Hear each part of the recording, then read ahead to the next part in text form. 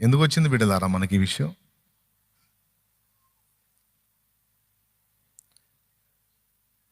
క్షయమైపోయేదాన్ని కాదు, క్షయమైపోయేదాన్ని కాదు, అక్షయమైన దానికోసం వాళ్ళంతంత విశ్వాసాలు కనపరిచారు. ఎందుకు? అవమాన పెట్టినా, బాధ పెట్టినా ఆ కొద్ది రోజులు, ఆ కొద్ది గంటలే క్షయమైపోయిద్ది. అవమానపరిచినోడు, అన్యాయం చేసినోడు కూడా ఉండడు, అది చూసిన వాళ్ళు ఉండరు. ఇంత క్షయమైపోయేదే. అక్షయమైన దాని ముందు మనం వెళ్ళినప్పుడు భూమి మీద మనల్ని భౌతికంగా యాతన పెట్టిన వాళ్ళందరూ నశించటం మనం చూస్తాం, లేదా పశ్చాత్తాపతలే వేదన పట్టడం మనం చూస్తాం. విశ్వాసం కోసం ఈ వేదనను అనుభవించిన మనకు దేవుడు అనుగ్రహించే మెప్పు, మహిమ, ఘనత స్వతంత్రించుకుంటాం.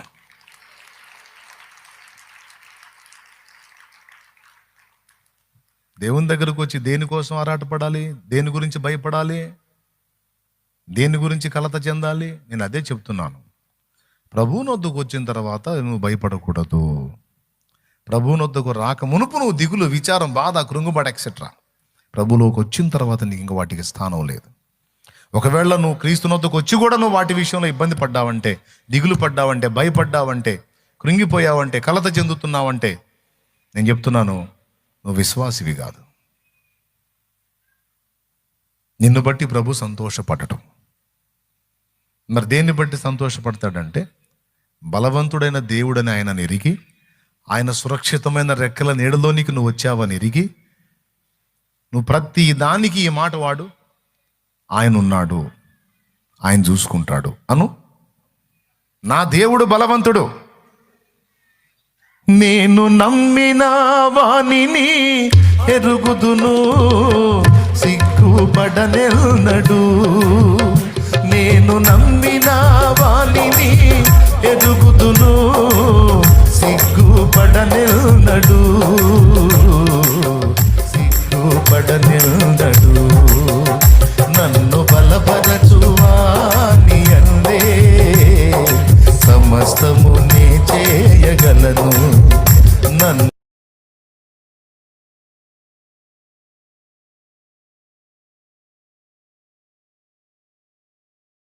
నమ్మిన వానిని ఎరుగుదును, సిగ్గుపడనెన్నడు. నేను నమ్మిన వానిని ఎరుగుదును, సిగ్గుపడనెన్నడు, సిగ్గుపడనెన్నడు. నన్ను బలపరచువాని సమస్తము చేయగలదు. దేవునికి మహిమ. బిడ్డలారా, ఎరుగుదురా మీరు ఆయన్ని? వ్యక్తిగతంగా ఎరుగుదురా ప్రభుని? నేను చెబితే వింటమేనా, లేదా మీకు మీరుగా దేవునితో అనుబంధం ఉందా? మీకు ఎంతమందికి ఉందో? నిజంగా వ్యక్తిగతంగా ఆయన ఎరుగుంటే నువ్వు ఇక భయపడవు. ఫస్ట్ నువ్వు గెలిచేది భయాన్ని. అస్సలు కలవరం ఉండదుగా. నేను ఇలా భయపడితే నా ప్రభువుకి అవమానం కాదు. నేను కలవరపడితే నా దేవుడిని చేతగాని వాడిని చేసినట్టు కాదు. నా దేవుడు చేతగాని వాడు అయితే కదా నేను భయపడాలి. నా దేవుడు బలహీనుడైతే కదా, అయ్యో నాకు తోడయ్యి ఉన్నవాడు నాకంటే వీకు, అందుకే నేను అవుతున్నా షేకు అని నువ్వేదో అంటే అర్థం ఉంది. ఆయన వీక్ కాదే నువ్వు షేక్ అవటానికి, అవునా? ఎక్కడ పట్టినా క్రైస్తవుల మీద దాడులు జరుగుతున్నాయి. ఇంకా చెప్పాలంటే ఇప్పుడు మీడియా వచ్చింది, సెల్ ఫోన్ వచ్చింది కాబట్టి వీళ్ళ దుర్మార్గాలని ఎక్కడికక్కడ బయట కనబడుతున్నాయి. కానీ ఇంతకుముందు ఇంకా ఎక్కువ చేశారు. అప్పుడు ఇంత హడావిడి లేదు. ఇప్పుడు మీడియా ఉన్నా కూడా దొంగ మీడియా చూపించదులే. దొంగ మీడియా ఉంది. మీడియాలో 2 రకాలు ఉంది. యథార్థమైన మీడియా ఉంది, దొంగ మీడియా ఉంది. దొంగ మీడియా ఫేక్ న్యూస్ ప్రచారం చేసే మీడియా.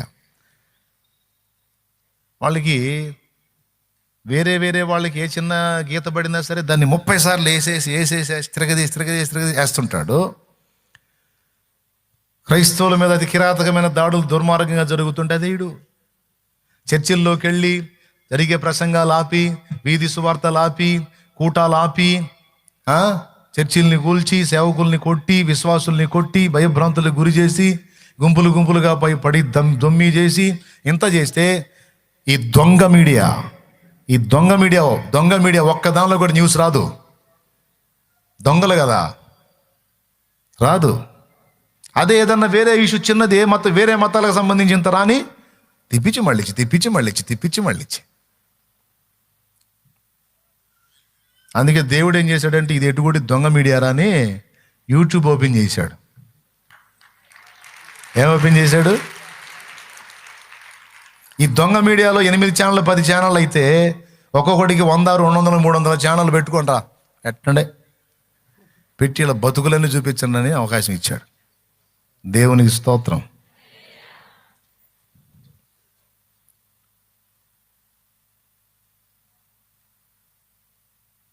ఇప్పుడు తక్కువ, ఇంతకు ముందు జరిగింది పెద్ద కుట్ర.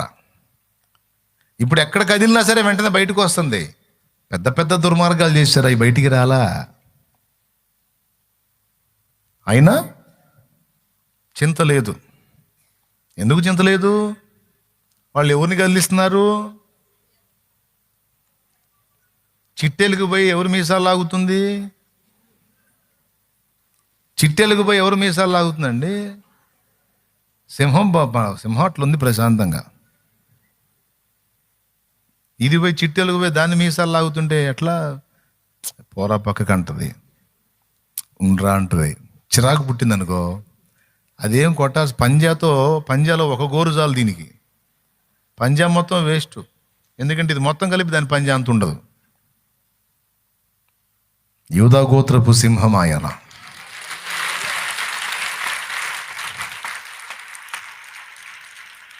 ఆయన కృపగల దేవుడు.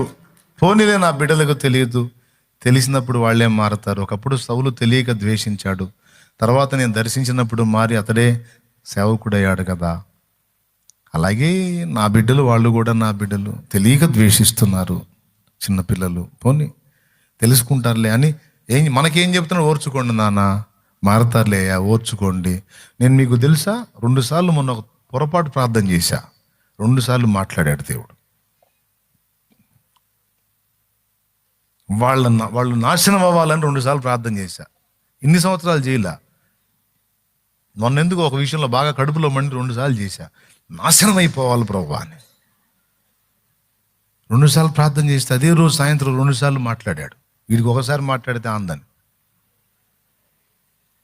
వారి నాశనమును కోరవద్దు, వారి రక్షణను కోరి ప్రార్థించు అన్నాడు.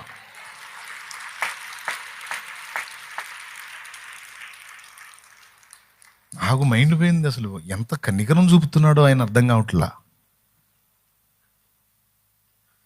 వాళ్ళ నాశనాన్ని కోరవద్దు నా కుమారుడా, వాళ్ళ మార్పు కోరి ప్రార్థించు, అంతేకాని వాళ్ళ నాశనాన్ని కోరితే ఎట్లా? తప్పు కదా అది. నశింపజేయడానికి కాదు, నశించిన దాన్ని వెతికి రక్షించడానికి కదా నేను వచ్చింది. అట్లా అడగొద్దు అన్నాడు. ఇంక అప్పటి నుంచి ఆ ప్రార్థన మానేసా. లేకపోతే పొద్దున్నే లేచి శాపాలు పెడతా ఉండేవాడిని, అట్ట పోవాలి ఇట్ట పోవాలి. దేవునికి స్తోత్రం, హల్లెలూయా. అది మానేసి ప్రభు వాళ్ళని దర్శించిన ఆయన సౌలుని పౌలుగా మార్చావు. నేను కూడా నా గురించే మాట్లాడాడు. ఒకప్పుడు నువ్వు ద్వేషించావు కదరా, మరి నువ్వు వేరే మతంలో ఉండి నన్ను ద్వేషించినప్పుడు మరి నా బిడ్డలు ఎవరైనా నీ నాశనం కోసం ప్రార్థన చేస్తే నువ్వు పోయేవాడివిగా. కాబట్టి నాశనమును కోరకు నా కుమారుడు, ఒకప్పుడు నువ్వు కూడా నన్ను ద్వేషించిన వాళ్ళలో ఉన్నావు, ఇప్పుడు నువ్వు మారి నా సాక్షి అయ్యావు కదా. ఇప్పుడు ద్వేషించే నా పిల్లలు తర్వాత వాళ్ళు మారి సాక్షులు అవుతారయ్యా. వాళ్ళ నాశనాన్ని కోరొద్దు, వాళ్ళు తెలియని పిల్లల వల్లే ఉన్నారు, పసిబిడ్డల వల్లే ఉన్నారు అని ఆయన కనికరంతో మాట్లాడితే బాధపడ్డ, క్షమించాయా. ఆవేశం వచ్చింది నాయన. మరి అదే కదా తగ్గించుకోమని చెబుతున్నాను నేను. సరేలే ప్రభా అని ఆ రోజు నుంచి ఆ ప్రార్థన మానేసి. దేవునికి స్తోత్రం కలుగును గాక. గట్టిగా చెప్పండి బిడ్డలారా. ఎంత మతహింస జరిగినా, ఎవరు ఎన్ని రకాలుగా ధమ్కీలు ఇచ్చినా, ఎవరు ఎన్ని రకాలుగా హడావుళ్ళు చేసినా, ఆకలి బాధ అయినా, వస్త్రహీనత అయినా, ఏదైనా భయము లేదు. భయపడితే నా దేవునికి అవమానం. భయము లేదు, ఎందుకంటే నా దేవుడు బలవంతుడు. బలవంతుడు ఓర్చుకుంటున్నాడంటే ఇంకా అది గొప్ప విషయం. బలవంతుడు కాబట్టి ఓర్చుకుంటున్నాడు. బలహీనుడు ఊరికనే టెంప్ట్ అవుతాడు. అప్పుడెప్పుడో మాట్లాడాను,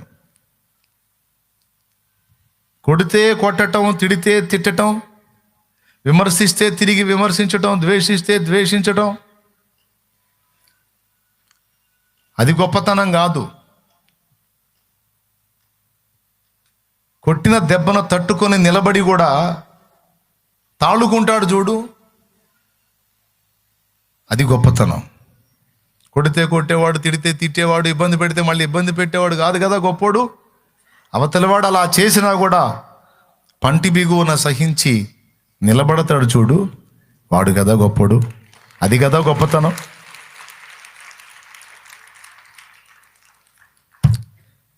రోమా సైనికులు ఎక్కడ, యేసై ఎక్కడ? యూదులు ఎక్కడ, యేసై ఎక్కడ? ఎంత లేసి మాట్లాడినారు, ఆయన ఎంత దూషించారు. జస్ట్ కోపంతో కళ్ళెర చేస్తే ఒక్కడు ఉంటాడా? ఆయన ఏం చేయాల్సిన అవసరంలా, జస్ట్ కోపంగా చూస్తేనే మొత్తం మాడిపోతారే.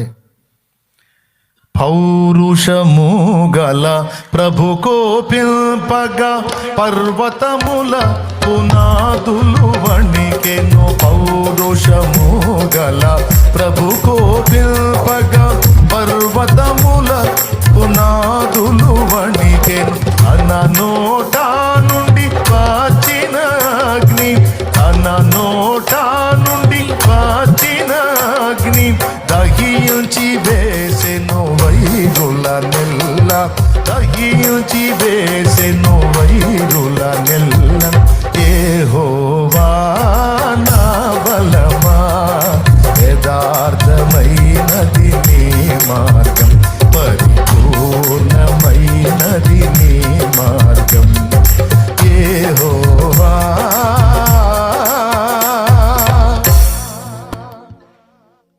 బలవంతుడైన వాడు ఫస్ట్ బలం ఎక్కడ చూపిస్తాడంటే సహించుటలో చూపిస్తాడు. బలవంతుడైన వాడు బలం ఎక్కడ చూపిస్తాడంటే ఓర్చుకున్నటలో చూపిస్తాడు, తాళ్ళుకున్నటలో చూపిస్తాడు, తట్టుకున్నటలో చూపిస్తాడు. బల ప్రదర్శన అక్కడే జరగాలి.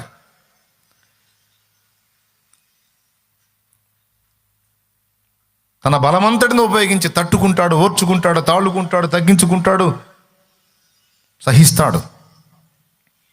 ఉండి ఉండి ఉండి ఉండి ఉండి దీర్ఘకాలము సహించిన తర్వాత ఇక బలవంతునికి కోపము తారాస్థాయికి వచ్చినప్పుడు ఇక బలవంతుడు లెగిస్తే అప్పుడు దాకా ఎగిరినోడు ఒక్కటే ఒక తన్నుదంతే మళ్ళీ అడ్రస్ కూడా కనపడ్డు.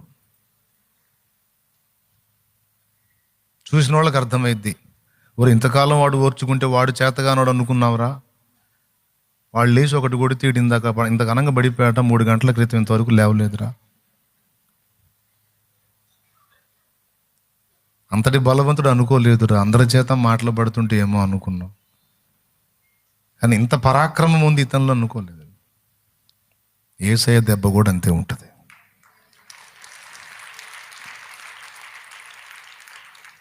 సౌలుని అయితే అసలు కొట్టలేదు కూడా, కొట్టల. ఒక్క వార్నింగ్, జస్ట్ ప్రత్యక్షమే ఒక్కటే ఒక వార్నింగ్ ఇచ్చాడు. మరి తన పిల్లల్ని చంపుతున్నాడు, కొడుతున్నాడు, చెరసాళ్ళకి ఈడుస్తున్నాడు, పిచ్చి పిచ్చి పనులన్నీ చేస్తున్నాడు. సహించాడు సహించాడు, హింసను సహించి సహించి సహించి మధ్యాహ్నం ఎండవేళ ఈ జామునండి ఇంకొంచెం కాసేపటికి కుర్రోడు పోతున్నాడు దమస్కుకి, అక్కడున్న క్రైస్తవులను హింస పెట్టడానికి. సరిగ్గా మధ్యాహ్నం ఎండ మామూలుగా ఉండదో ఆ ఎండ కంటే మించిన ప్రకాశంతో కనపడ్డాడు.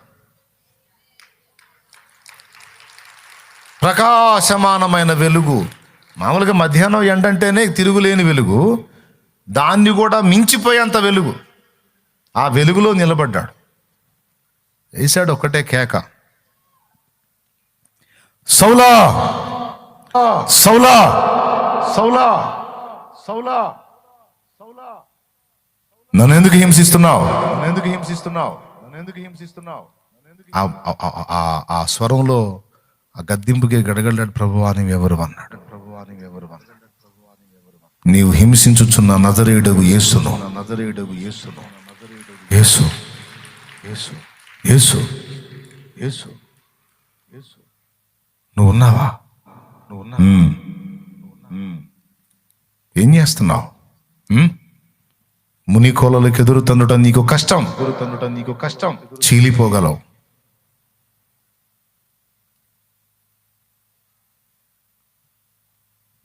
ఇంక సౌండ్ లేదు సౌలుకి.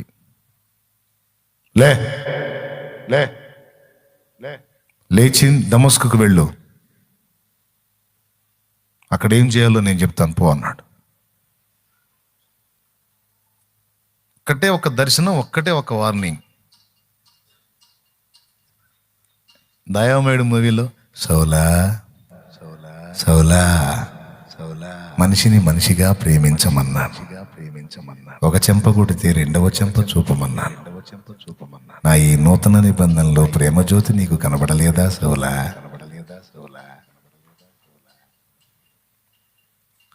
అన్నట్టు పెట్టాడు. అది కాదు అసలు వాయిస్. అదే వాయిస్లో సౌలా సౌలా మునికోలకి ఎదురుతుండడం నీకు కష్టం సౌలా అనుంటాడా? ఆ మాట ఉంది, మరి బైబిల్ మొత్తం చదవాలి. డైలాగ్ అట్టలేదు, ఏదో మన ఫీల్ కోసం అట్ట పెట్టారు. అది కాదు అసలు వార్నింగ్. పెద్ద కేక. ఇందాక వేసానే, ఇప్పుడు మళ్ళీ వేస్తే అదురుకుంటారు, అందుకని ఇట్లా ఏనా సౌలా సౌలా సౌలా సౌలా సౌలా నన్నెందుకు హింసించుచున్నావు? అతను అడిగాడు, నువ్వెవరు? నువ్వు హింసించుచున్నావు నజరేయుడగు యేసును ముని కోలలకు ఎదురుతనుట నీకు కష్టం. అది వచ్చింది అక్కడ వార్నింగ్. సౌలా సౌలా కాదు, సావు కొడతానని వచ్చాడు లైన్లోకి. దేవునికి స్తోత్రం కలుగును గాక. హల్లెలూయా. అయిపోయింది మొత్తం. ఇక సౌలు కాస్త షేకు మస్తాన్ అయిపోయాడు. ఇక షేకు స్టార్ట్ అయింది. గడగడ గడగడ వణికిపోతున్నాడు ఆ దర్శనానికి. ఆ దర్శన ఫోర్సు అగ్రిప్పరాజుతో మాట్లాడుతున్నాడు. అగ్రిప్పరాజా, ఆకాశము నుండి నాకు కలిగిన ఆ దర్శనమునకు నేను అవిధేయుడును కాక అన్నాడు. అపోస్తులు 9లో ప్రత్యక్షత, 26లో అగ్రిప్పతో మాట్లాడుతున్నాడు. నేను అనుకున్నా ఎంత కలవరపరిచాడే ఒక్కసారి కనపడి. ఒక్కసారి. ఇప్పుడు ఎగురుతున్న వాళ్ళందరికీ ఏదో ఒక టైంలో ఒక్కసారి దర్శిస్తే చాలు. ఇక వాడికి మళ్ళీ రెండోసారిగా యేసు ప్రభు పేరు ఎత్తడానికి లేదు. ఎత్తితే ఇక భజన చేయటమే, ఇంకా యేసు రక్తం వేసి హల్లెలూయా అనుకుంటూ రావటమే. అంత పరాక్రమశాల ఆయన. ఆగని హోరులో ఆదిన నేలపై నా ముందు వెలసితివే సైన్యములకు అధిపతివై. ఆగని హోరులో ఆదిన నేలపై నా ముందు వెలసితివే సైన్యములకు అధిపతివై. పరాక్రమశాలివై నడిచావు కాపరిగా, పరాక్రమశాలివై నడిచావు కాపరిగా. నా దీపము యేసయ్యా నీవు వెలిగించినావు. సుడిగాలిలోనైనా జడివానలోనైనా ఆదిపోతులే నీవు వెలిగించిన దీపము. నీవు వెలిగించిన దీపము, నీవు వెలిగించిన దీపము, నీవు వెలిగించిన దీపము. దేవునికి మహిమ కలుగును గాక. నీ సమస్యలు నీకు పెద్దవి కావచ్చు, నీ రోగం నీకు పెద్దది కావచ్చు, నువ్వు శత్రువులు అనుకుంటున్న వాళ్ళు నీకు పెద్దవాళ్ళు కావచ్చు. కానీ నీ దేవుడికి ఇవన్నీ పెద్దవా? ఆయన ముందు పెట్టు వాటిని, పెట్టాయి ఆయన ముందు పెట్టు వాటిని. అబ్బో వీడు చాలా పెద్దోడురా, నాకంటే ఎంత కష్టం బాబు అన్నాడా? అసలు ఆయన ముందు నిలబడగలిగే దమ్మి ఒడుకుంది అసలు నాకు అర్థం కాదు. భూరాజులు, చక్రవర్తులు మట్టి మట్టి మట్టి మట్టి కొట్టుకుపోయారు, మట్టి తిన్నారు. తినిపిస్తాడు అవసరమైతే, మట్టి కాదు ఇంకోటి కూడా తినిపిస్తాడు అవసరమైతే. ఎందుకంటే లేఖనం ఎరిగి చెప్తున్నాను నేను. నరమాత్రుడిని జ్ఞాపకం చేసుకునడానికి నీవు వాడు ఏ పాటి వాడు నాయనా.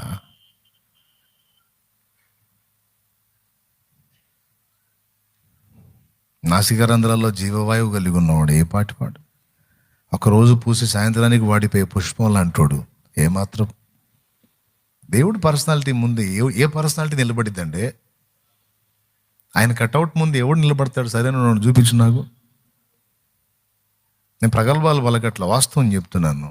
ఆకాశం మహాకాశాలు పట్టజాలంత ఉన్నాడంట ఆయన. నువ్వు ఎవరిని తెస్తావు తీసుకురా, ఆయనతో పోల్చు. ఆహార్యంలో కానీ, ఆత్మీయతలో కానీ, వ్యక్తిత్వ సౌందర్యంలో కానీ ఎందులో పోలుస్తావో పోల్చు ఆయనతో. కాబట్టి నీకు పెద్దది సమస్య, నీకు ఇబ్బంది, నీకు ఆందోళన కలిగించేది అయి ఉండొచ్చు, కానీ అది దేవునికి కాదు. కాబట్టి నువ్వు దృష్టి మార్చుకోవాలి. ఏం మార్చుకోవాలి? ఆయన దగ్గరకు వచ్చినప్పుడు దృష్టి మారాలి. పరిస్థితులను చూడటం, సమస్యలను చూడటం, అలాగే మనం కోరుకునే విషయాల్లో కూడా మన దృష్టి మారాలి. అక్షయమైన వాటిని వెతకాలి. ఆయన దగ్గరికి రాకముందు అంత బూడిద కుప్ప పోసుకున్నట్టు పోసుకున్నాం. ఆ బూడిద కుప్ప కోసం ప్రాకులాడాం. ఆయన దగ్గరికి వచ్చిన చెత్తరా అన్నాడు. సరేలే ప్రభా, ఇప్పటిదాకా ఆ చెత్తే బంగారం అనుకొని తిప్పలు పడ్డాను, అదంతా డాంబర్ అని అర్థమైపోయింది. నాకు ఆ డాంబర్ వద్దు తండ్రి, నాకు నువ్వు కావాలి ప్రభా, నువ్వు ఇచ్చే అక్షయమైంది కావాలి అని తిరగాలి. దృష్టి మారాలి. ప్రభువుని వద్దకు వచ్చినప్పుడు క్షయమైన వాటిని వెతకటం మానై, అక్షయమైన వాటి మీద దృష్టి పెట్టు. ఒకటి, ప్రభు దగ్గరకు వచ్చినప్పుడు సమస్యలు, శోధనలు, వ్యక్తులు, పరిస్థితులకు భయపడటం మానై. ఆయన వైపు చూసి వాటికి వెళ్ళి చూడు. ప్రభా, నాకిది పెద్దది కానీ నీకేమాత్రమయ్యా. ఏమండి, ₹1,00,00,000 అప్పు, నీకు అది పెద్ద నిప్పు. ₹1,00,00,000 అప్పు నీకు పెద్ద గొప్ప అండి. అది ₹1,00,00,000 నా దేవుడికి ఎంత? 20 కోట్లు నీకు పెద్ద మొత్తం, నా దేవుడికి 20 కోట్లు ఎంత? 50 లక్షల అప్పు నీకు పెద్ద మొత్తం, నా దేవుడికి ఎంత? కొంతమంది, మొన్న ఒక తమ్ముడు వచ్చాడు, చచ్చిపోవాలనుకున్నానన్న, దేవుడు నిజంగా నీ ద్వారా మాట్లాడకపోతే చచ్చిపోయేవాడిని అన్న. ఎందుకు తమ్ముడు? అప్పులన్నా, అప్పులు ఏమాత్రం తమ్ముడు, 70,000 అన్నా.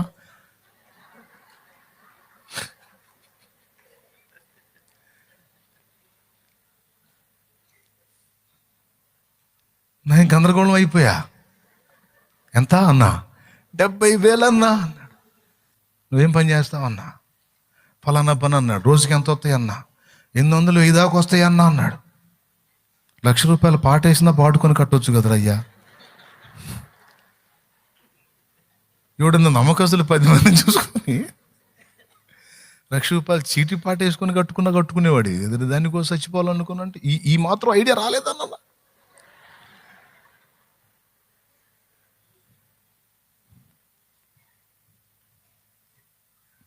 దేవుని ముందుకు వెళ్ళినప్పుడు అదే అన్నాలే, ఇంత పెద్ద అప్పు కలిగి ఎట్లా నువ్వు ప్రశాంతంగా ఉంటున్నావు అంటే, అప్పు నా గొప్ప నీ గొప్ప, నా దేవునికి కాదు, ఆయన చూసుకుంటాడు. దేవునికి స్తోత్రం కలుగును గాక. జబ్బు నీ గొప్ప నా గొప్ప, నా దేవునికి కాదు. అవసరమైతే చెడిపోయిన అవయవాలను కూడా తిరిగి బాగు చేయగల సమర్థుడు. చెడిపోయిన కిడ్నీలను మళ్ళా పునర్నిర్మించగలడు. చెడిపోయిన లివర్ని బాగు చేయగలడు. చెడిపోయినటువంటి రక్తమును శుద్ధి చేయగలడు. రక్తంలో ఉన్న క్యాన్సర్ కణజాలాన్ని కూడా నిర్మూలన చేయగలడు. చెడిపోయిన బ్రెయిన్ని బాగు చేయగలడు. చెడిపోయిన ఎముకలను తిరిగి నిర్మించగలడు. చెడిపోయిన అవయవాలను, చెడిపోయిన గుండెను తిరిగి నార్మల్గా పనిచేసేటట్టు చేయగలడు. అది నీ గొప్ప, వైద్యుని గొప్ప, మనుషులకు గొప్ప, మీ చుట్టాల గొప్ప, దేవుడి గొప్ప అయింది కాదులే ప్రభా. జ్వరం, తలకాయ నొప్పి అంటే తగ్గిస్తావు కానీ క్యాన్సర్ కదయ్యా. మరి క్యాన్సర్ తగ్గించాలంటే అది మరి నీకు మరి పాపం అయ్యా, నువ్వు మాత్రం ఏడ కష్టపడతావు అంటే, నిజమే బిడ్డ, బాగానే అర్థం చేసుకున్నాను నన్ను అంటాడా? నిద్రమోహం దాని అంటాడు. దేవునికి స్తోత్రం, నిద్రమోహం అంటాడు. అంతేనా అని ఏమంటాడు? నా పునరుద్ధానపు శక్తిలో, నా రక్తములో ఉన్న శక్తిలో సమస్తము సాధ్యమే. నా యందలి విశ్వాసం ఉంచువానికి సమస్తము సాధ్యమే. నా గాయాలలో ఉన్న స్వస్థత దేనినైనా బాగు చేయగలదు. విశ్వసించు, నా వైపు చూడు. మార్చలేడా? మార్చలేదా? ఎంతమంది జీవితాల్లో కార్యాలండి. ఒకడంటే అబద్ధం చెప్పాడు అనుకోవచ్చు, 100 మంది అంటే అబద్ధం చెప్పాను, కోట్ల మంది అబద్ధాలు చెబుతారా?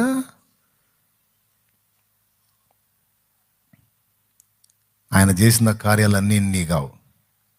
ఆయన సంకల్పం నీ మీద ఉండి, ఆయన ప్రణాళిక నీ మీద ఉండి, ఆయన భూమి మీద నుంచి వినియోగించుకోగోరితే పాడైపోయిన వాటిని కూడా తిరిగి బాగు చేయగలడు. నిన్ను తీసుకోవాలనుకుంటే నీకే చెప్తాడు, ఇంకొద్దులే, ఇక ఉన్నాను, మళ్ళీ ఆ హిజ్కియా చేసినట్టు జిల్లాకు పనులు చేస్తా, ఇంకొచ్చేయాలి అంటే అది నీకే చెబుతాడు, వద్దులే ఇంకొచ్చేయని. తీసుకోదలుచుకుంటే అది వేరే సంగతి, కానీ ఉంచదలుచుకుంటే నిన్ను తుంచే జబ్బు ఏదీ లేదు. ప్రభువు నిన్ను ఉంచదలుచుకుంటే నిన్ను తుంచే జబ్బు ఏదీ లేదు. ఆ జబ్బే తునిగిపోతుంది నీ నుండి. నమ్మో. ఆయన, నేను చెప్తున్నా, ఆయన దృష్టి, ఆయన వైపు చూడు. ఆయనకి కంపేర్ చేయి. సమస్య ఎక్కడ, ఆయన ఎక్కడ. అప్పుడు ఇక భయం ఉంటుందా? కాబట్టి ఏ దృష్టి దేని మీద పెట్టాలి? అక్షయమైన దాని మీద పెట్టాలి.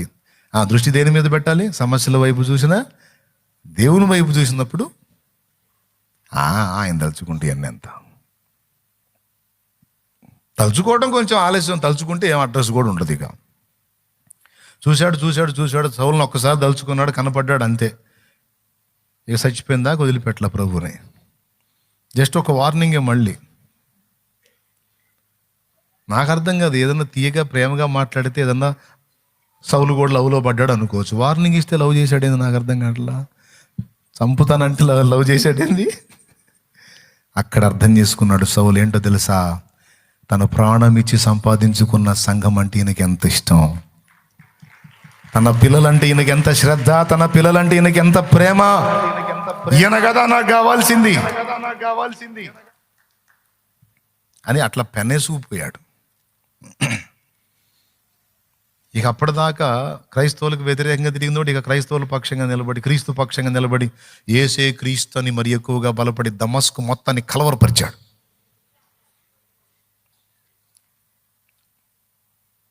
అట్లా ఉండాలి నాన్న. మూడవది దృష్టి ఎటు పెట్టాలి నాన్న? ఆయన నీతి మీద పెట్టాలి.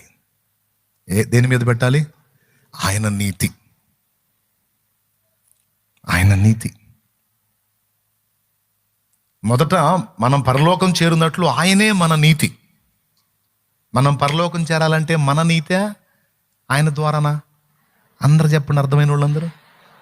ఆయనే కదా మన నీతి, ఆయనే కదా మన వస్త్రం, ఆయనే కదా మన జీవం, ఆయన నామంలోనేగా మన ప్రార్థనకు జవాబు. తండ్రి ముందుకు వెళ్ళినప్పుడు ఆయన కనపడితేనేగా మనం వదిలేది, రైట్ కదా? ఆయనే మన నీతి. మరి ఆయనే మన నీతి అయితే సరిపోతుందా? ఇక ఆయన నీతి మనకు అక్కర్లేదా? మనల్ని పరలోకం చేర్చడానికి ఆయనే మన నీతి అయ్యాడు. అయితే మనము ఆయన యొద్ద ఎల్లకాలం నివసించున్నట్లు ఆయన నీతిని కూడా మనం సాధన చేయాలి. ఆయన నీతి ప్రవర్తన మీద కూడా మనం దృష్టి పెట్టి ఆ నీతి ప్రవర్తనను మనం నేర్చుకోవాలి. అర్థమైంది? ఏం నేర్చుకోవాలి? ఆయన నీతి ప్రవర్తన మనం కూడా నేర్చుకోవాలి. అవినీతి నిర్మూలన కార్యక్రమం మనం చేపట్టాలి. అర్థమైందా? ఏ కార్యక్రమం? అవినీతి నిర్మూలన కార్యక్రమం ముందు ఎవరిలో జరగాలి? మీకు కూడా తెలుసా? కొంతమంది అధికారులు ఉంటారు, అవినీతిని నిరోధించే అధికారులు. చిత్రం ఏంటంటే వాళ్ళ పర్సనల్ లైఫ్లో చాలా అవినీతి ఉంటుంది. వాళ్ళేమో అవినీతి నిరోధ కార్యక్రమాల్లో పంపులు పొందుతారు, చాలా రోషంగా పనిచేస్తారు, కానీ వాళ్ళ పర్సనల్ లైఫ్లో ఎవరి అవినీతి వాళ్ళకు ఉంది. అట్లా కాదు, ఎదుటోళ్ళలో అవినీతిని తొలగించడం కాదు, ముందు మనలో అవినీతిని తొలగించి ఆయన నీతి మనలో విస్తరించున్నట్లు మనం జాగ్రత్త పడాలి. అది వెతకమన్నాడు. దృష్టి దేని మీద పెట్టాలి? మనలో ఉన్న దుర్నీతిని తొలగించి దైవనీతి మనలో ఏర్పడినట్లు మనం ప్రవర్తించటం నేర్చుకోవాలి. ఇది నీతి కాదు, ఇది పద్ధతి కాదు, ఇది దేవుడు చేయడు. నా ప్రభు ఇలా ఒప్పుకోడు, నేను కూడా ఇలా చేయకూడదు. నా ప్రభు పరిశుద్ధుడై ఉన్నట్టు నేను కూడా పరిశుద్ధుడై ఉండాలి. నా ప్రభు నీతిమంతుడని నేను చెప్పుకుంటున్నట్లు ఆయన బిడ్డగా నేను కూడా నీతిగా బతకాలి. నాకు తెలిసినంత మట్టుకు, నాకు చేతనైనంత మట్టుకు నీతిగా బ్రతకాలి. ప్రభువా, నా ఆశ అది. నీ దగ్గర అదే అడుగుతున్నాను. నీ ఎదుట నీ బిడ్డగా, నీ వారసుడిగా నీతి ప్రవర్తన కలిగి ఉండున్నట్లు నాకు సహాయం చేయి. నీతిగా బతికేటట్టు నన్ను బలపరచని ఏనాడని అడిగావు దేవుని ముందుకెళ్ళి? అయ్యి అడగాల్సిందే. నీతి ఫలము ఫలించున్నట్లు నన్ను అనుగ్రహించు నాయన. పరలోకానికి నీ నీతే ఆధారం, నువ్వే నాకు ఆధారం అనుకో. కానీ నీ బిడ్డనైనందున నేను కూడా పరిశుద్ధుడై నీతిమంతుడై బతకాలిగయ్యా. నేను కూడా పరిశుద్ధురాలనై నీతిమంతురాలనై బతకాలిగయ్యా. కనుక నన్ను కూడా నీతి ప్రవర్తన కలిగి ఉండున్నట్లు దీవించయ్యా. దుర్నీతి, అవినీతి, స్వనీతి, ఈ మూడు నా నుంచి తీసేయ్యా. ఏమే నీతులు? దుర్నీతి, అవినీతి, స్వనీతి తీసే. దైవనీతి, నీ నీతి నేను కలిగి ఉండున్నట్లు, నీతి ప్రవర్తన గలవాడనే కలదాన్నే ఉండినట్లు అనుగ్రహించయ్యా అని ఆయన నీతి ప్రవర్తన మీద దృష్టి పెట్టాలి. ఓకేనా? అయిపోయింది. 3. మొదటిది ఏంటి చెప్పండి? ఇప్పుడు మీరు చెప్తాను, నేను వింటాను. అక్షయమైన దాని మీద దృష్టి పెట్టాలి. క్షయమైపోయే వాటి గురించి కాదు, అక్షయమైన వాటిని దేవుని యొద్ద పొందుకున్నట్లు వాటిని వెతకాలి. 1. 2, ఆయన బలము మీద దృష్టి పెట్టాలి. నీ సమస్యల మీద కాదు. సమస్యలు ఎంతటివైనా వాటిని నెరవేర్చే సమర్థుడైన దేవుడు బలవంతుడు. ఆ బలవంతుని ఆశ్రయించుటలో దృష్టి పెట్టాలి. 2. 3, ఆయన నీతి. అసలు ఏంటి ఆయన నీతి? కొంతమంది యేసుప్రభు నమ్ముకొని దేవుని వెంబడిస్తున్న వాళ్ళు ఉన్నారు, కానీ దేవుని నీతిని ఎరగలేదు. ఇశ్రాయేలు ప్రజలకు దేవుని ప్రజలని పేరు, కానీ దేవుని నీతిని వారు ఎరగల. తమ స్వనీతిని స్థాపింపబోనుకొనుచున్నారని రోమాపత్రిక 10వ అధ్యాయం ఒకసారి తీయండి.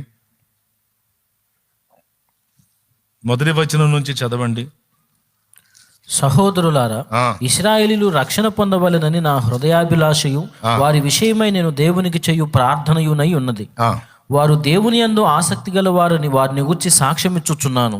అయినను వారి ఆసక్తి జ్ఞానానుసారమైనది కాదు. ఏలయనగా వారు దేవుని నీతి నెరుగక తమ స్వనీతిని స్థాపింపబూనుకొనుచు దేవుని నీతికి లోబడలేదు. అదుగో, దేవుని నీతి ఎవరు మరి? దేవుని నీతి క్రీస్తు.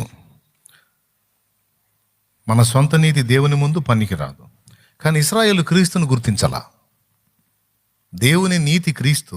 క్రీస్తుని స్వీకరించిన వాడు దేవుని దృష్టిలో నీతిమంతుడు. ఆ నీతిని పక్కన పెట్టి తమ స్వనీతిని స్థాపింపబూనుకొనుచు దేవుని నీతికి లోబడలేదు. దేవుని నీతి ఎవరు? క్రీస్తు. క్రీస్తుకు లోబడని వాడు స్వనీతిపరుడు.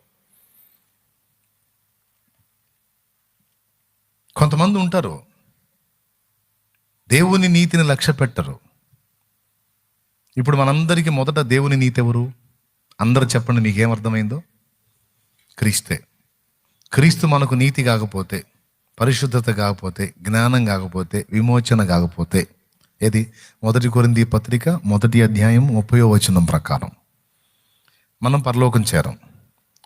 అంటే మనకు నీతి, పరిశుద్ధత, జ్ఞాన, విమోచన క్రీస్తే. దేవుని నీతి క్రీస్తే. ఓకేనా? అనండి. క్రీస్తు మన నీతి అయినంత మాత్రాన సరిపోయిద్దా? ఇక మనకు నీతి మాల బతుకుదామా? మనకు నీతి అక్కర్లేదా మన బ్రతుకులో? మనకు సొంతంగా నీతి లేకపోయినా ఆ నీతిమంతుడి పిల్లలమని పిలువబడ్డాం కదా, కనీసం అందుకోసమైనా కాస్త నీతిగా బతకాలిగా. ఏందండి అటు చూస్తారు? యేసుప్రభు ఏమని చెప్పాడు నీకు ఫోన్ చేసి? నేనే మీకు నీతి, జ్ఞాన, విమోచన, పరిశుద్ధత అయి ఉన్నందున ఇక మీ నీతి అవసరం లేదు. మీరు ఎంత దుర్నీతిలోనైనా బతకండి, ఎంత దరిద్రపు నీతిలోనైనా బతకండి, ఏం ప్రాబ్లం లేదు అని ఎప్పుడన్నా చెప్పాడు నీకు? నువ్వు అంతకుముందు గాలికి తిరిగావురా గాలోడా. ఇప్పుడు నా కొడుకుగా దత్తత తీసుకున్నాను, కనీసం రాజుగారు కొడుకు అన్నందుకైనా కాస్త విలువలు కలిగిన బతుకురా దరిద్రుడా అంటాడు. ఎట్టయితే బాగా అర్థమైంది మనకి. దేవునికి స్తోత్రం కలుగును గాక. హల్లెలూయా. అమ్మా గాలి కుమారి, అమ్మా వాయుసుతి, ఒకప్పుడు అట్టున్నావమ్మా దరిద్రంగా. నా కూతురుగా నా రక్తం ఇచ్చి నిన్ను కొని నా రక్తంతో నిన్ను గడిగి శుద్ధి చేశాను. ఇంకెట్లుంటావే తల్లి ఆ బతుకులో? రక్షణకు ముందు వాయుపుత్రివే, రక్షణ పొందినాక వాయుపుత్రివేనా? నువ్వు నా పుత్రికవమ్మా, కథ మారి సావమ్మా, బతుకు మార్చుకొని సావమ్మా, నీ ముఖం తగలయ్యా అంటాడు కదా. రక్షణ పొందక ముందు పందివే, పొందినాక పందివేనంటమ్మా. మారవా? పంది సుతి, పంది పుత్రి, మారి సావమ్మా అంటాడు. మిమ్మల్ని కాదుండోయ్ అట్లా అది ఎవడే, నేనైనా మీదైనా ఎవరైనా మార్చుకోవాలి కదండి. కొంతమంది యేసు ప్రభువును నమ్మక ముందు మోసాల్లోనే జీవిస్తున్నారు. కొంతమంది యేసు ప్రభువును నమ్మి రక్షణ పొంది కూడా మోసాల్లోనే జీవిస్తున్నారు. ఇంకా చెప్పాలంటే ఆ మోసం చేసిన దానిలో దశమ భాగం తెచ్చి దేవుడికి ఇస్తున్నారు. అంతకు మునుపు ఇప్పుడు వ్యత్యాసం ఏంటంటే, అంతకుముందు వచ్చిన సొమ్ముతో వాళ్ళే ఖర్చు పెట్టుకునేవాళ్ళు. ఇప్పుడు స్పెషల్ ఏంటంటే బ్రతుకదే, కాకపోతే అందులోంచి వాటా ఇస్తున్నారు దేవుడికి. అది ఎవడికి కావాలరా నీ వాటా? ఎవడికి కావాలి నీ దశమ భాగం? నువ్వు మోసాలు చేసి జనాలను, అమాయకుల్ని మోసం చేసి వాళ్ళ కడుపు కొట్టి, వాళ్ళ నోళ్ళు కొట్టి, వాళ్ళ జీవితాలతో ఆడుకొని, వాళ్ళ ప్రాణాలతో చెలగాటం ఆడి నువ్వు తెచ్చే డబ్బు ఎవడికి కావాలరా? నీ డబ్బు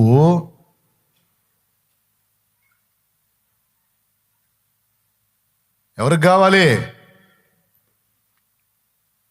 ముందు మార్చుకోరా, నీ బ్రతుకు మార్చుకోరా. నీ ప్రాణం పెట్టింది నువ్వు బ్రతుకు మార్చుకుంటావని, మోసం చేసి ఇంకా 4 మోసాలు చేసి తెచ్చి నాకు ఇస్తావని కాదు, మార్చుకుంటావని.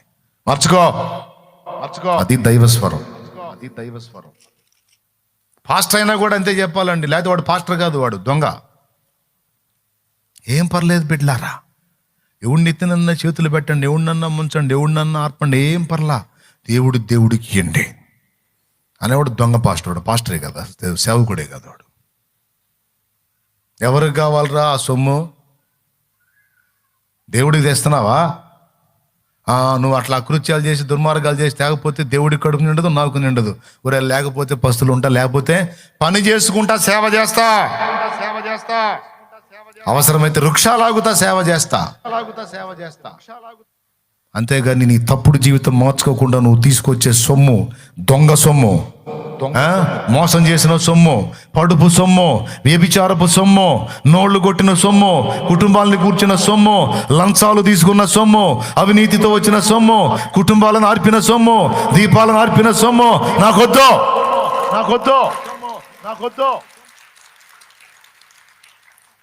అమాయకుల రక్తం నాకొద్దు. నువ్వు దొంగతనం చేసి తీసుకొస్తున్నావు దేవుడి దగ్గరికి. రే నీ సొమ్ము అది, ఎవడో కష్టపడి సంపాదించుకున్న దాన్ని దొంగిలించి తెస్తున్నావు. వాడి పెళ్ళాం పిల్లలు ఎంత బాధపడతారా, వాడు ఎంత అల్లాడిపోతాడు రా. ప్రాణాలు కూడా తీసుకుంటారు కదా కొన్నిసార్లు.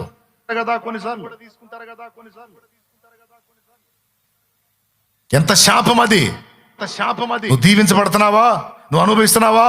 నువ్వు తిని ప్రశాంతంగా ఉండగలుగుతున్నావా? నువ్వు తాగుబోతు అయిపోయావు, నీ పిల్లలు తాగుబోతులు అయ్యారు, నీ భార్య తాగుబోతైంది. ఆడ మగ తేడా లేకుండా నువ్వు తీసుకొచ్చే ఆ హేయమైన డబ్బుతో మొత్తం నీ ఫ్యామిలీ, నీ కుటుంబం, నీ కాపురం, నీ ఫ్యామిలీ మొత్తం శపించబడింది కదా.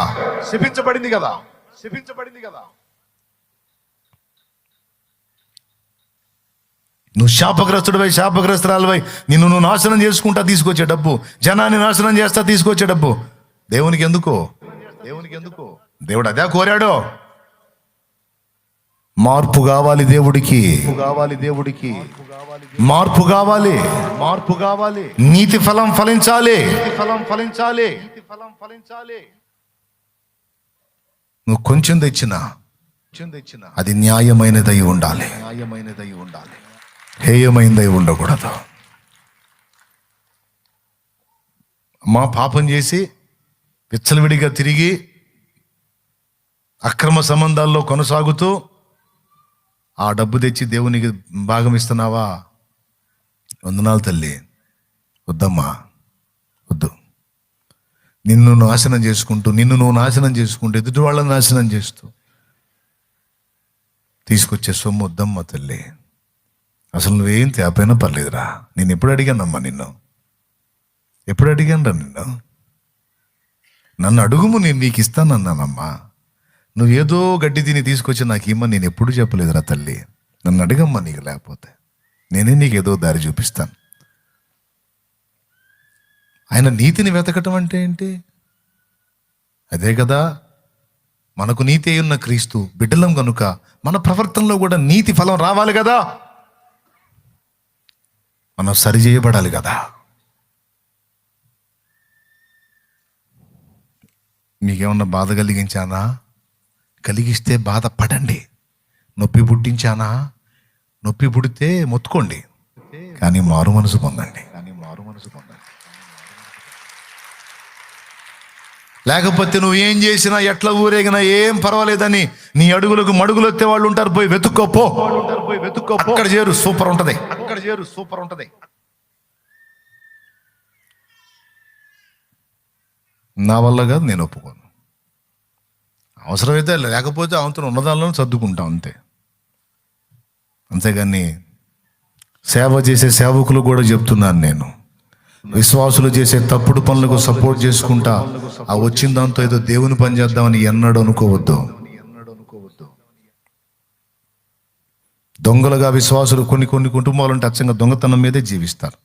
కొన్ని కుటుంబాలు ఉంటాయి ప్రజలను మోసగిస్తూనే జీవిస్తూ ఉంటారు. కొన్ని కుటుంబాలు ఉంటాయి ఇక అక్రమ మార్గాల్లోనే తప్ప వేరే మార్గం లేదు. వాళ్ళు వృత్తులుగా మార్చుకున్నారు ఈ పనుల్ని. మార్చుకోవాలా, సరి చేసుకోవాలా, ఆ పనులు వదిలేసేయాల. యేసు ప్రభుని నమ్ముకుంటే ఆయన నాకు నీతి, నేనేం చేసినా పర్వాలేదంటే కాదు. నీతిమంతుని కొడుకువి కూతురువైనందున నీతి ప్రవర్తనలోకి రావాలి. నువ్వు నేను మనం.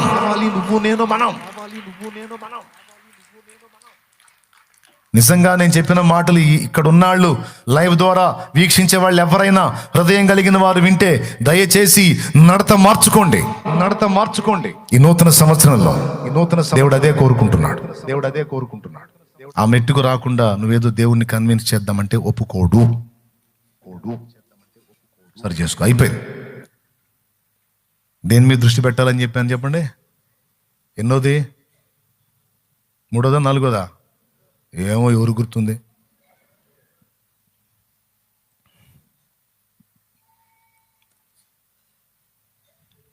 నేను అందుకే తొందరపడి చేతులు కూడా చాపను. తీసుకొచ్చి నా చేతికి ఇచ్చి నేను నీ కళ్ళారా చూడాలనుకుంటా, నేను చూడను.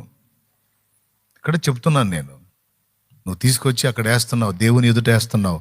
అది ఏ సొమ్మో ఒక్కసారి దేవుని ముందు మోకాళ్ళుని ఆలోచించు. నేను ఇచ్చే ఈ సొమ్ము నా దేవుడు తృప్తి చెందుతాడా?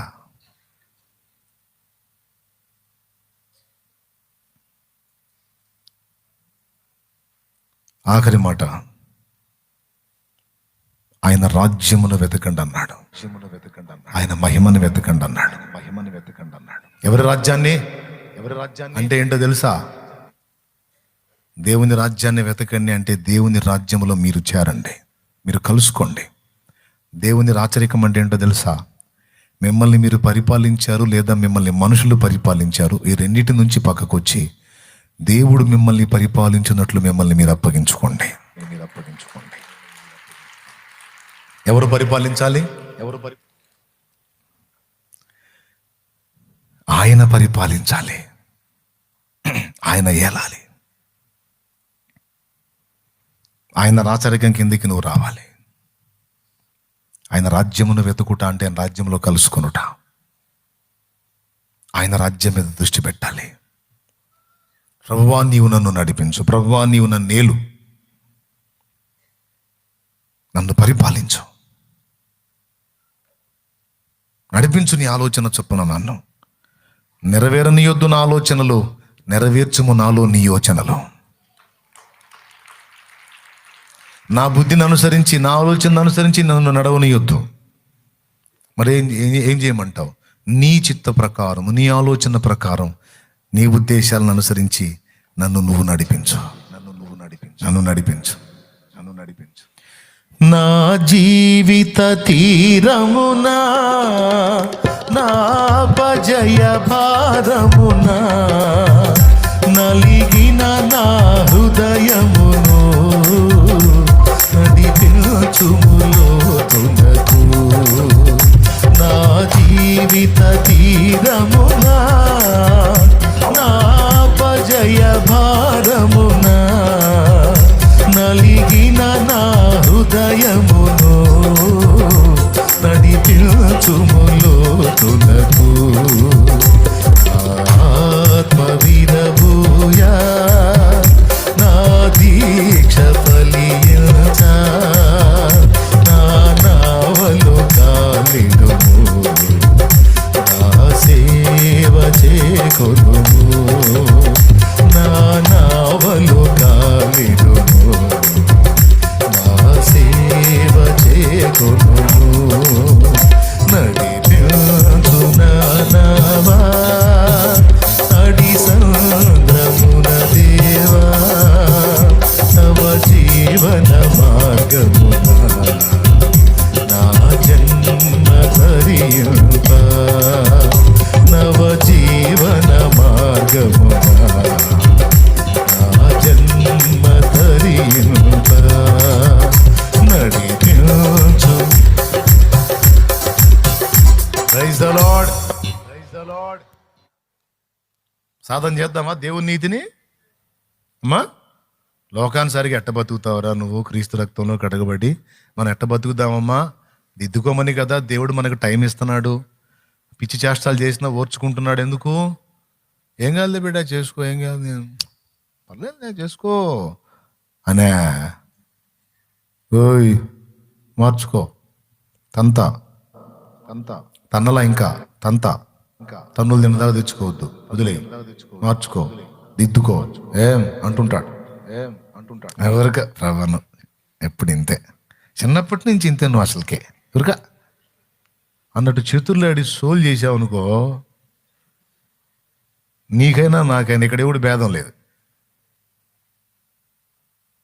మంచోడి కోపం వచ్చిందనుకో మామూలుగా ఉండదు. ఇక మంచోడి తొందర కోపం రాదు, చాలా ఓర్చుకుంటాడు. బాయ్ దిద్దుకో, వద్దు నాన్న, వద్దు, సరి చేసుకోమా అంటుంటాడు. పెద్ద మనసు పాపం, పిచ్చి మారాజు, తొందర కోపడ్డు. నాన్న కదా గద్దీసిన అంటుంటాడు.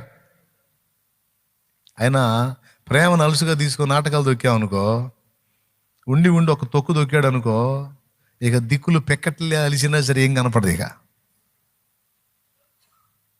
కాపాడేవాడే తన్నాడు అనుకో, ఇంకా కాపాడేది ఎవరు?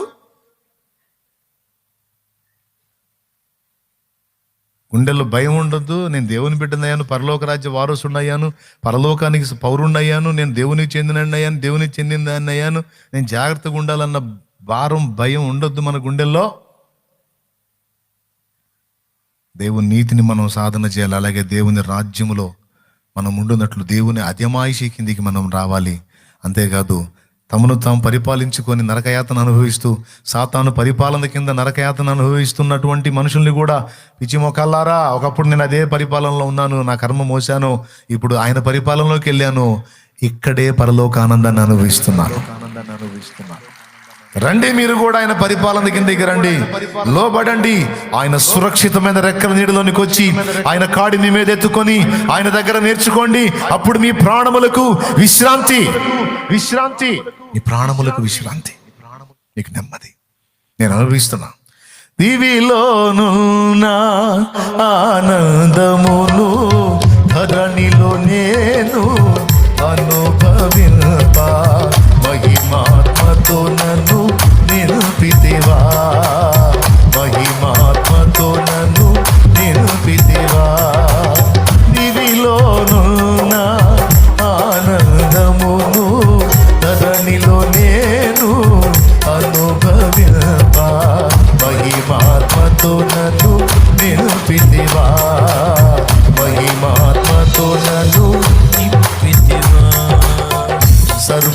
సర్వాధికారివి సర్వజ్ఞుడవు సంపూర్ణ సత్య స్వరూపివి నీవు సర్వాధికారివి సర్వజ్ఞుడవు సంపూర్ణ సత్య స్వరూపివి నీవు